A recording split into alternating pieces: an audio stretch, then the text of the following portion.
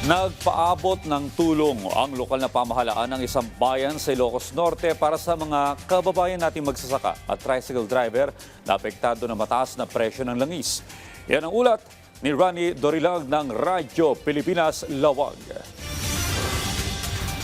Bukod sa tulong ng national government, umaalalay na rin ang lokal na pamahalaan ng Sarat, Ilocos Norte sa mga magsasaka at tricycle drivers. Ito ay dahil pa rin sa mataas na presyo ng mga produktong petrolyo dulot ng tensyon sa Middle East. Ang magsasakang si Ate Deli na laking pasasalamat sa LGU nila matapos makatanggap ng 1,500 pesos.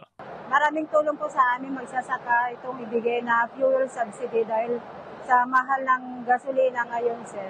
Si Kuya Reynante, bagamat nakakuha ng 1,000 piso na fuel subsidy mula sa LGU Sarat, umaasa na masusundan pa ang rollback sa mga produktong petrolyo para makatipid sa gastusin. Medyo mabigat pa rin po kasi kung pwede lang balik sa dati na 59 gano'n para medyo makuhan kami mga driver at saka magsasaka para makamenos kami.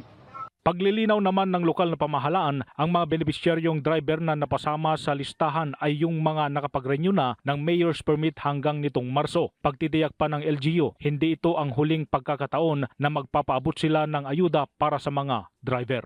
Yung aming ginawang parameter dahil siyempre we have to reward yung mga nag-a-apply din po kaagad. Yung mga susunod po na nag-renew po na bago, na kaka-renew lang, is hindi naman po ito yung huli. Ang agarang pag-alalay ng LGU Sarat ay tugon sa utos ni Pangulong Ferdinand R. Marcos Jr. na protektahan ang kabuhayan ng mga magsasaka at tsuper mula sa epekto ng sigalot sa Middle East. Mula rito sa Ilocos Norte, para sa Integrated State Media, Rani Dorilag ng Radyo Pilipinas, Radyo Publiko.